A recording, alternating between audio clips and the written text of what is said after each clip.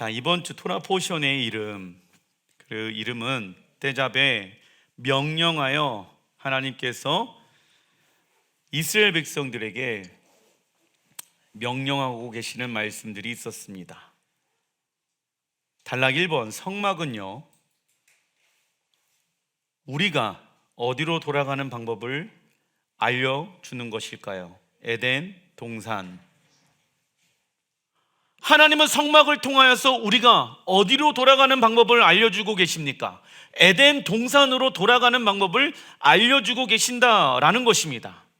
우리가 에덴 동산으로 돌아가기 위해서는 우리의 죄가 해결되어야 하는데, 이를 위해서는 누군가가 우리를 대신하여 희생 제물로 피를 흘려야 했다.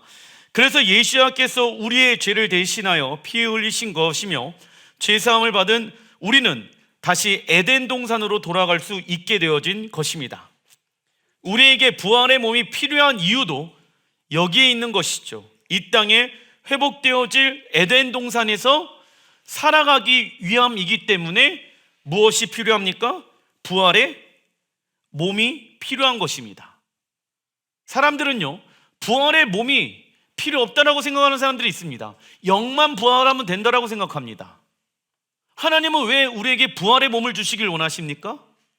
에덴 동산에서 함께 우리와 거하시길 원하시기 때문에. 그때 우리의 영만 부활하는 것입니까? 아니지요. 우리의 육체 또한 함께 부활하여서 부활한 몸으로 신랑 예수와 함께 에덴 동산에서 영원토록 살아가는 것이 우리를 향한 하나님의 갈망함이라는 것입니다. 근데 많은 사람들은요, 무엇만 생각한다? 영으로만 부활하면 된다라고만 생각합니다. 영으로 부활하는 것이 무엇입니까? 알려주십시오. 그리고 성막은 장차 이 땅에 임하는 어떠한 성전의 모습을 예표하고 있는 것입니까? 새 예루살렘 성전의 모습을 예표하고 있는 것이며, 그곳에서 우리는 신랑 하나님과 영원토록 함께 살아가게 될 것입니다. 그래서 성막은요, 우리의 죄를 처리하는 측면만 부각시키면 된다, 안 된다? 안 된다. 그러나 여지껏 교회들은요, 우리의 죄만 해결하는 영역으로만 해석하였다라는 것입니다. 출애굽기 27장 20절의 말씀, 이번 주 토라 포션의 이름이 나옵니다. 떼잡에 명령하십니다. 너는 또 이스라엘 자손에게 명령하여 감난으로 짠 순수한 기름을 등불을 위하여 내게로 가져오게 하고 끓이지 않게 등불을 켜대라고 말씀하고 계십니다. 어떠한 것을 명령하십니까? 감난으로 짠 순수한 기름. 그렇다면 감난으로 짠 순수한 기름이 무엇인지를 알아야 되겠죠. 자, 우리 교회에 감난으로 짠 순수한 기름, 그래서 이 메노라에 불을 켜게 되어졌을 때 제사장에게 하나님 명령하시는 거예요. 이 불을 꺼트리지 말아라. 그런데 이 불을 켜기 위해서는 다른 어떠한 기름을 혼합해서 사용하는 것이 아니라 오직 감람으로 짠 순수한 기름만을 가지고 그 불을 밝혀야 한다라고 말씀하고 계시는 거예요. 동일해요. 우리의 심령 또한 주님의 영광의 빛이 충만해야 되겠죠. 그런데 계속 그분의 영광의 빛이 우리 안에 충만하게 환하게 밝혀지기 위해서는 무엇이 필요합니까? 감난으로 짠 순수한 기름이 우리 안에 있어야 된다라는 것입니다. 다른 기름이 우리 안에 있다 보면은 그을림이 있다. 그래서 제대로 그분의 영광의 빛이 보이지가 않게 되어진다. 그렇다면 교회 안에도 이 첫 번째 감난으로 짠 순수한 기름을 가지고 있는 사람이 있는 반면에 여러 가지 기름으로 섞여 있는 사람들이 있겠죠. 하나님은 이스라엘 제사장들에게 메노라의 등불을 꺼지지 않는 임무를 주셨습니다. 그리고 하나님은 이 명령을 지키기 위해서 순수한 기름을 사용해야 한다라고 말씀하십니다. 순수한 올리브 기름은요, 누구를 뜻합니까? 참 감람나무, 이스라엘. 즉 우리가 어떠한 하나님에 대해서 모른다라고 하면 순수한 올리브 기름을 얻을 수가 없을까요?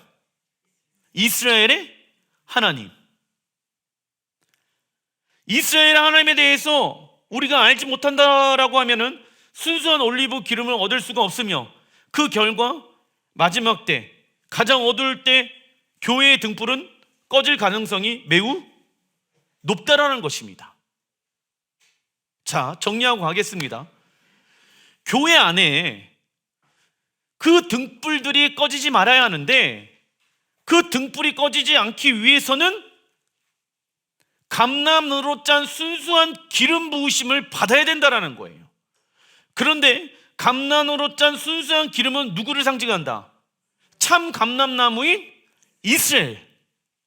그래서 교회 안에 그분의 영광의 빛으로 충만해지기 위해서는 이스라엘의 하나님을 알아야지 교회 안에 있는 여호와의 영광의 빛을 끄지 않도록 우리가 그분의 영광을 지켜낼 수가 있다라는 것입니다. 빛은 무엇을 말합니까? 우리가 빛의 역할을 감당한다라고 했었을 때 빛은 무엇을 말한다? 하나님의 말씀에 순종하는 것을 말한다. 그 하나님의 말씀을 통하여서 이 땅 가운데 빛을 만들어내셨죠. 빛이 있으라 하시니 빛이 있었고, 무엇을 통하여 빛을 만드셨다? 하나님의 말씀을 통하여 빛을 만들어 놓으셨다. 그래서 우리는 하나님의 빛의 자녀다. 우리 안에 그분의 빛이 충만하게 있기 위해서는 우리가 하나님의 말씀에 순종하는 모습들이 있어야 한다. 그런데 그 중심 가운데는 어떠한 기름 부으심이 있어야 되냐면 이스라엘의 하나님에 대한 기름 부으심이 우리 안에 있어야지 그 빛을 잃어버리지 않게 되어진다라는 것입니다. 그러나 마지막 때 교회가요, 빛을 잃어버릴 때가 있게 되어진다. 가장 어두울 때 교회가 빛을 잃어버리게 되어진다. 빛이란 하나님의 말씀에 교회가 순종해야 하는 모습을 가지고 있어야 되는데, 즉 하나님이 이스라엘 백성들에게 토라를 주셨잖아요. 그 토라가 무엇입니까? 빛이잖아요. 그런데 교회 안에 이스라엘의 하나님 토라가 없어요. 로마서 11장 17절에 돌 감람나무인 내가, 이방 교회를 얘기하고 있죠. 그들 중에 접붙임이 되어 참 감람나무 뿌리의 진액을 함께 받은 자가 되었은즉, 교회 안에서도 하나님이 때잡에 명령하고 계십니다. 무엇을요? 너희들 원래 돌 감람나무였어. 그래서 교회 안에는요, 원래 감람나무로 짠 순수한 기름이 없었어. 그런데 예수와의 그 십자가의 은혜로 말미암아 돌 감람나무인 교회가 참 감람나무의 뿌리에 어떻게 되어졌다? 접붙임을 받게 되어졌다라고 말씀하고 계십니다. 이방 교회는 예수와의 보혈로 인해 참 감람나무인 이스라엘에게 접붙임을 받았다. 그리고 이방 교회도 참 감람나무의 열매를 맺을 수 있게 되어졌으며 감람으로 짠 순수한 기름을 만들 수가 있게 되어졌습니다. 또한 이방인 교회는 멜기세덱 반차의 제사장으로 메노라의 역할을 감당하게 되어졌다라는 것입니다. 예수님께서도 우리에게 말씀하고 계시죠. 너희는 세상의 빛과 소금으로 부르심을 받았다. 그래서 너희는 세상의 빛의 역할을 감당하여라. 지금 이 말씀이요, 자, 이 말씀이 제사장 그룹들에게 하나님이 말씀하시는 거예요. 근데 우리는 왕의 부르심도 있고 제사장의 부르심도 있죠. 그러면 제사장의 부르심을 받은 우리들은 이 말씀과 상관이 있다 없다? 상관이 있다는 거예요. 마태복음 25장 1절, 그때 천국은 마치 등을 들고 신랑을 맞으러 나간 10처녀와 같다 하리니 그 중에 5은 미련하고 5은 슬기 있는 자라. 미련한 자들은 등을 가지되 기름을 가지지 아니하고, 슬기 있는 자들은 그릇에 기름을 담아 등과 함께 가져갔더니 나와 있죠. 동일해요. 천국은 마치 등을 들고 신랑을 맞이하러 나간 10처녀와 같다라고 말씀하고 있죠. 다 신부로 부르심을 받았어. 그 10명의 신부들이 다 무엇을 들고 있습니까? 등을 들고 있잖아. 구원이 시작되어졌잖아. 왜요? 신랑을 맞이하기 위하여. 그죠? 그런데 그중 5은 미련하고 5은 슬기 있는 자라. 3절, 미련한 자들은 등을 가지되 무엇을 가지고 있지 않아요? 어떠한 기름일까? 그러면 감난으로 짠 순수한 기름이겠죠. 하나님의 말씀에 순종해야 한다, 그죠? 근데 어떤 사람은 하나님의 말씀에 순종하지 않아도 어디 간다? 천국 간다. 그걸 하나님이 뭐라고 얘기합니까? 미련한 자라고 얘기하고 계시는 것입니다. 슬기로운 5처녀는 등과 기름을 준비하였고 미련한 5처녀는 등만 준비하였다. 그런데 한밤중에, 성경에서 한밤중이라고 했었을 때는 마지막 때를 얘기하고 있다.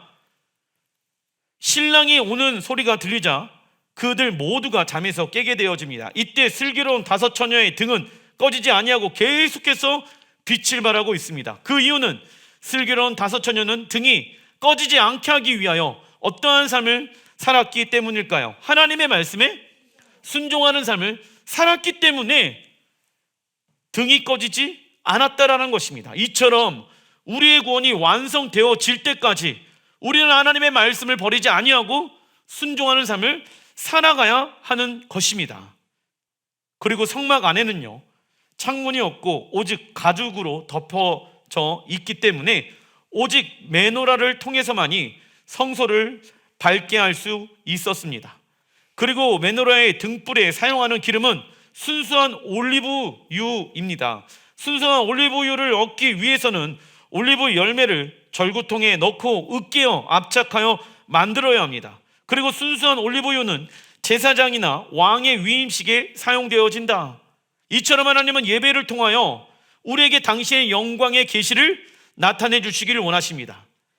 예배는요, 우리에게 초점을 맞추는 것이 아니라 우리의 초점을 하나님께 맞추는 시간들을 가져야 합니다. 그러기 위해서는 우리의 무엇을, 자아를 십자가에 버려야 하는 것을 잊지 말아야 합니다. 신앙생활하는 데 있어서 우리의 자아를 십자가에 날마다 죽이는 훈련을 하지 않는다라고 하면은 구원을 이루어낼 수가 없지요. 우리의 자아가 하나님의 말씀으로 깨어질수록 우리는 어떠한 모습으로 변화되어질까요? 온유한 모습. 그래서 온유한 자는 복이 있나니 땅을 기업으로 얻게 되어질 것입니다. 우리의 자아가 죽은 사람은 재정의 멍에, 관계의 멍에, 자녀의 문제의 멍에, 건강의 멍에, 모든 멍에에 대해서 자유하며 하나님의 주권을 그 현장에서 인정하게 되어집니다. 그래서 예배 가운데 그 하나님의 영광의 계시를 알려주십시오. 그럼 누구의 그 하나님의 영광의 계시를 알려줍니까? 내 자아가 깨어질 때, 깨어질 때만이, 내 자아, 내 생각, 내 감정, 내 뜻이 깨어질 때만이 하나님의 말씀이 우리 안에서 흘러나오는 것 아니겠습니까? 내 자아가 무엇으로 깨어져야 합니까? 하나님의 말씀으로. 내 생각이 틀렸구나, 하나님의 말씀이 맞구나. 그러면 내 자아의 생각이 어떻게 되어져야 합니까? 깨져야 되겠죠. 절구통에서 올리브유가 깨어지는 것처럼 우리의 생각이 완벽하게 십자가 안에서 깨어져야 합니다. 할렐루야. 우리의 감정이, 우리의 느낌이, 우리의 생각이 깨어져야지 순수한 기름 부으심이 우리 안에서 흘러나올 수가 있게 되어지는 것이다. 그리고 예루살렘 성전에 불이 끊이지 않게 등불을 켜기 위해서는 성전 주변에 올리브유를 짜는 곳이 있어야 합니다. 그 대표적인 마을이 겟세마네, 히브리 원어로 보니까 가트 쉐마님입니다. 히브리어 가트 의미는요, 진누르다, 쉐마님, 쉐멘, 기름에서 파생되어졌다. 그래서 예시야는 겟세마네 동산에서 전 인류의 구원을 위하여 자신의 자아를 짓누르며 땀방울이 핏방울이 되도록 기도하신 것입니다. 왜? 예수와의 생명이 우리 안에 흘러 들어오게 하기 위함인 것이죠. 중간 2번, 출애굽기 28장 2절의 말씀. 내 형 아론을 위하여 거룩한 옷을 지어 영화롭고 아름답게 할지니. 아멘. 제사장들은요, 어떠한 옷을 입어야 합니까? 거룩한 옷.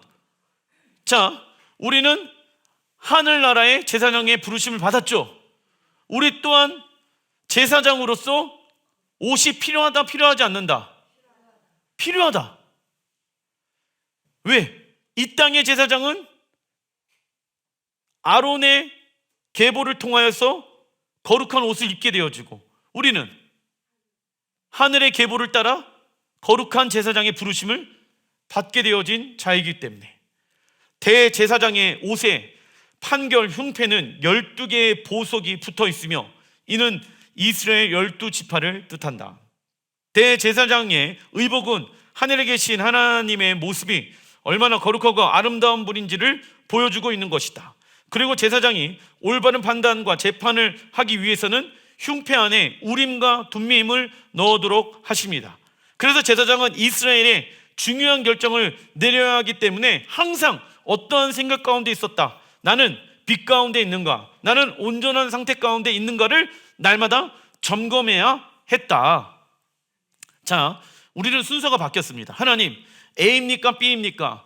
하나님, 나에게 당신의 뜻을 알려주십시오. 이것도 중요한데 하나님은 먼저 A냐 B냐 라고 물어보기 전에 너가 지금 빛 가운데 있는가? 어둠 가운데 있는가? 온전한 상태 가운데 있는가? 불완전한 상태 가운데 있는가를 먼저 점검하라고 말씀하시는 거예요. 뭔가 어떠한 기도 제목이 생겨서 하나님 앞에 그것을 선택하기 위해서 기도하게 되어졌을 때 먼저 하나님은 그것부터 기도하지 말고 너 생각이 지금 온전한 생각 가운데 있는 상태인가 아닌가를 먼저 점검해라. 어떠한 중요한 결정을 내려야 할 때 하나님 무엇이 나에게 유익이 되어집니까? 이 생각 가지고 접근하지 말고 너의 생각 가운데 나의 말씀이 있는가 없는가를 먼저 점검하라 라고 말씀하고 계십니다. 우리 또한 예수와를 통하여 제사장의 부르심을 받게 되어졌습니다. 그러나 어떤 이는 자신이 중요한 결정을 내릴 때 나는 빛 가운데 있는가, 나는 온전한 상태 가운데 있는가를 먼저 점검하는 것이 아닌 어떠한 선택을 하게 되어질까요? 육체가 원하는 것을 먼저 선택하는 사람들이 있다. 그리고 자신이 원하지 아니하는 결과가 나오게 되어졌을 때 누구를 원망합니까? 하나님을 원망할 때가 많이 있어요. 이처럼 우리 안에 빛과 온전함이 없을 때에는 어떠한 판단과 결정을 해서는 된다 안 된다? 안 된다. 불안한 거죠. 그래서 저는요, 기도도 하지 아니하는데 내 삶 가운데 좋은 것이 뭔가 어떠한 사람 가운데 좋은 것이 결정되어지고 나타났을 때 좀 불안합니다. 과연 저것이 그 사람에게 있어서 좋은 것인가? 아니면 저것을 통하여 하나님과의 관계가 더 멀어질 것인가? 걱정이 되어진다라는 것입니다. 그리고 대제사장 옷의 판결 흉배의 12개의 보석은요, 이 땅에 임할 새 예루살렘 성전을 상징합니다. 적어놔 주십시오. 대제사장 옷의 판결 흉패의 12개의 보석은 이스라엘의 12지파를 상징하기도 하지만은 이 땅에 임할 무엇을 상징하기도 한다? 새 예루살렘 성전을 상징하기도 합니다. 요한계시록 21장 1절의 말씀, 내가 새 하늘과 새 땅을 보니 처음 하늘과 처음 땅이 없어졌고 바다도 다시 있지 않더라 나와 있죠. 그리고 2절, 내가 봄에 거룩한 성 새 예루살렘이 하나님께로부터 하늘에서 내려오니 준비한 것이 신부가 남편을 위하여 단장한 것 같더라. 19절, 그 성의 성곽의 기초석은 각색 보석으로 꾸몄는데 첫째 기초석은 벽옥이요, 둘째는 남보석이요, 셋째는 옥수요, 넷째는 녹보석이요. 신랑 하나님이 이스라엘 백성들에게 성막을 만들라고 하신 이유는 무엇입니까? 이스라엘 백성들 가운데 거하시기 위함이죠.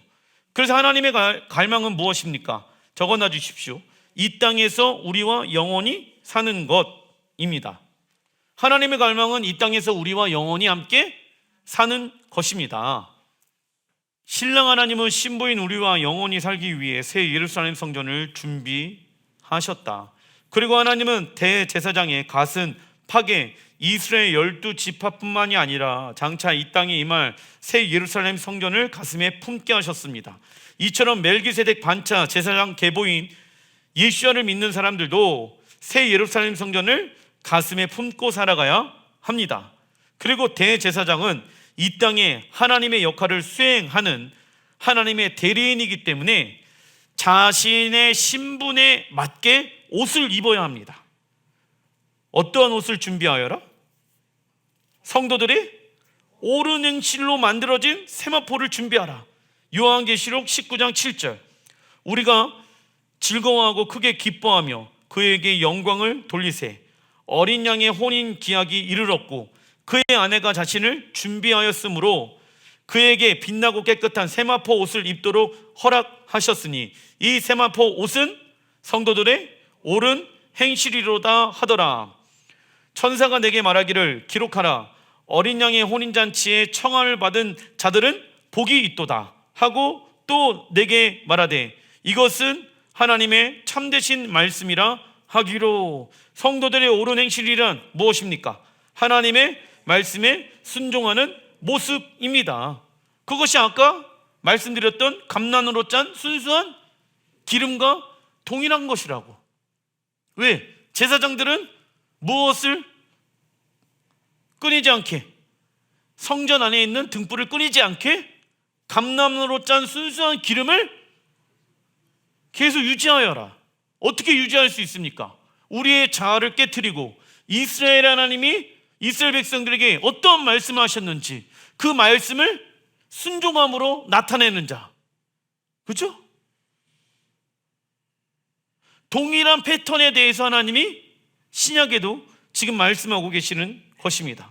이러한 자들은 하나님 나라의 상속을 받게 되어지며 열방을 다스리는 권세가 주어집니다. 즉, 이 예복은요, 하나님의 말씀에 순종하는 선한 모습을 의미한다. 그러나 사단은 구원이 시작된 자들을 다시 빼앗기 위해 하나님의 나라보다는 세상 나라에 관심을 갖게 하며 하나님의 말씀에 불순종으로 혼인잔치에 입을 예복을 준비하지 못하게 합니다. 우리를 공격하는 거예요. 왜? 이날 참여하지 못하게도. 구원이 시작되어졌지만 혼인잔치를 사모하지 아니하고 자기 일에 바쁜 사람은 혼인잔치에 참여하지 못하게 될 것입니다. 단락 2번, 이번 주 하프타라 예언서는요, 에스겔 말씀입니다.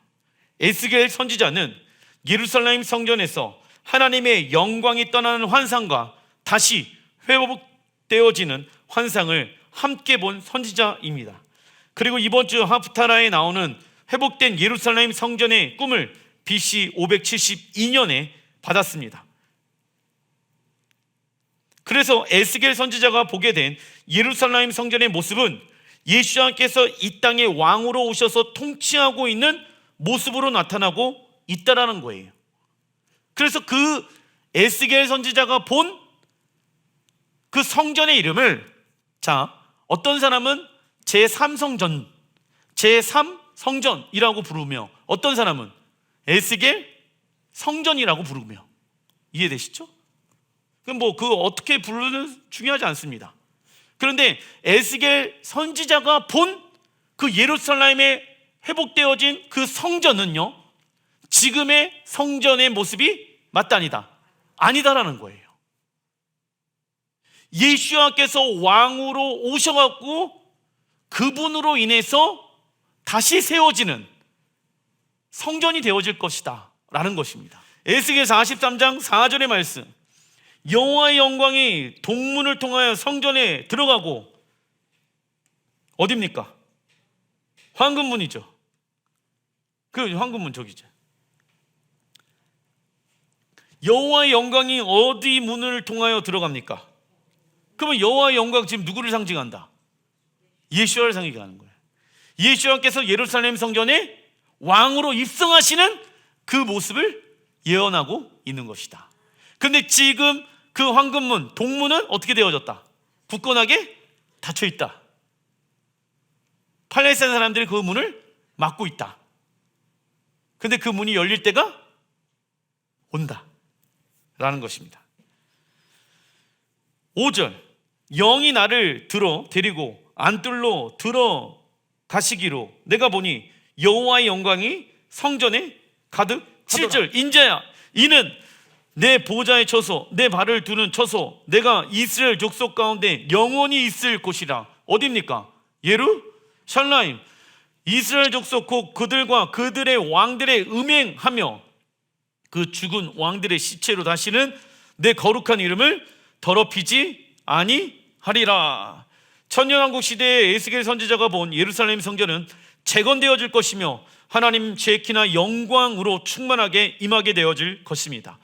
그리고 예수님께서 재림하실 때 예루살렘 성전에서는 생수의 강이 넘쳐 나오게 되어지며 생수의 강이 닿는 곳마다 죽어있는 생명체가 다시 살아나게 되어지며 광야는 푸른 초장으로 변화되어질 것을 말씀하고 있습니다. 이는 천년왕국 시기에 예루살렘 성전이 에덴 동산의 모습으로 회복되어지는 것을 말하며 왕 대신 예수님께서 당신의 나라 이스라엘과 예루살렘 성전을 회복시키는 것을 말씀하고 있는 것입니다. 에스겔 43장 19절의 말씀, 주 여호와의 말씀이니라. 나를 가까이하여 내게 수종드는 사독의 자손 레위 사람 제사장에게 너는 어린 수송아지 한 마리를 주어 속죄물로 삼때라고 나와 있죠. 에스겔 선지자가 본 예루살렘 성전에서 제사를 드릴 수 있는 사람은 오직 유일하게 사독의 자손 레위 사람 제사장입니다. 사독의 자손 제사장은 이스라엘 백성들과 우상 숭배와 배교에 빠지지 아니하고 하나님께서 세운 다윗과 솔로몬에게 충성하게 되어집니다. 그래서 하나님은 사독 자손 레위 사람에게만 번제단과 성소에서 하나님을 영원토록 섬기는 특권을 주시게 되어집니다.